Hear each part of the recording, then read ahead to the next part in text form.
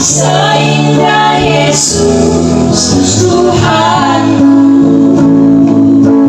Tuhanku, begitu indahnya saatnya putar berjumpa.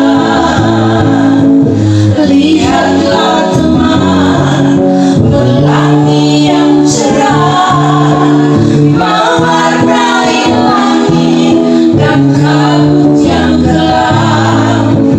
Orang yang miskin dan orang yang kaya, tidak ada berbeda, tiada perbedaan.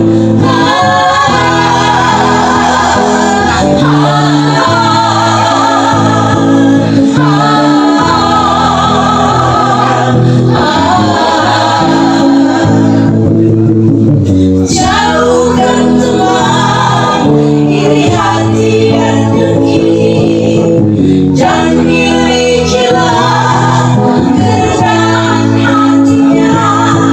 Sayangilah sesama, lepaskanlah yang lama, berbaliklah sekarang dengan hidup baru. Berbaliklah sekarang dengan hidup baru. Salam sejahtera untuk kita semua, saudara-saudaraku yang dalam pekerjaan, mungkin masih dalam pekerjaan ataupun dalam perjalanan pulang ke rumah, atau juga untuk saudara-saudari yang sudah ada di rumah. Kita akan ibadah pada saat ini. Mari kita tunduk kepala dan kita berdoa. Bapa kami dalam kerajaan surga, kami berterima kasih dan bersyukur untuk hari yang Tuhan sudah berikan, kami boleh melaksanakan kegiatan kami. Sebelum kami istirahat, kami mau merenungkan firman-Mu. Berkatilah, dalam nama Tuhan Yesus kami persembahkan doa ini. Amin. Untuk renungan firman Tuhan, pelajaran sekolah sahabat kita pada saat ini berjudul Pemuritan adalah fokus dari misi. Dan bacaan firman Tuhan saudara boleh baca dalam Matius 28 ayat 16 sampai ayatnya yang ke-20. Nah, Matius 28 ayat 16 sampai 20 ini menyatakan tentang mandat kitab suci yang biasanya dikenal dengan istilah perintah agung, di mana di dalamnya Yesus memerintahkan kepada pengikut-pengikutnya untuk pergi dan memuridkan orang-orang lain, mengajarkan mereka dalam iman dan memasukkan mereka dalam perkumpulan. Nah, komponen dasar dalam Matius 28 ayat 16 sampai 20 bisa dilihat dari 4 aspek yang sederhana. Yang pertama, Yesus memerintahkan murid-muridnya pergi ke Galilea untuk bertemu dengannya. Kemudian yang kedua, Yesus datang kepada mereka dan menyatakan otoritas dan kekuasaannya. Yang ketiga, Yesus kemudian mengutus murid-muridnya untuk melakukan satu tugas yang khusus, yaitu memuridkan. Dan yang keempat, Yesus berjanji untuk menyertai murid-muridnya sampai kepada kesudahan zaman. Nah, fokus utama dari perintah agung ini adalah pemuritan. Dan itu juga merupakan tugas utama dari misi. Kalau kita lihat dalam bahasa asli Yunaninya, permulaan dalam Matius 28 ayat 9 mengatakan, "Karena itu pergilah, jadikanlah semua bangsa muridku."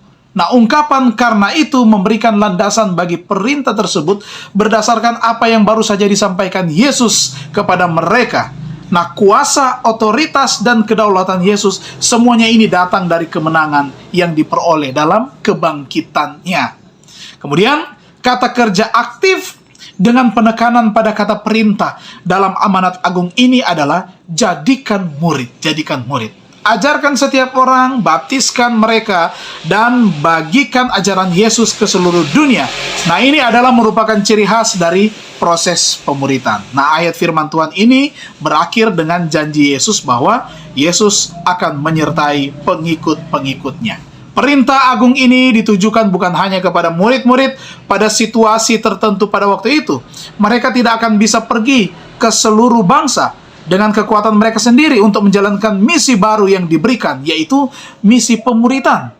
Nah, untuk itu perintah itu bersifat universal dalam jangkauannya. Setiap pengikut Yesus Kristus yang sejati haruslah terlibat dalam kegiatan pemuritan. Siapa itu? Saya dan saudara. Dan Tuhan akan menyertai kita. Mari kita berdoa. Terima kasih Tuhan, kami boleh merenungkan firman-Mu, pelajaran sekolah Sabat pada saat ini. Berkatilah semua umat Tuhan yang sudah beribadah bersama-sama. Kami serahkan kehidupan kami dan istirahat kami ke dalam tangan kasih-Mu. Terima kasih untuk segala berkat dan janji penyertaan Tuhan tetap menjadi bagian kami.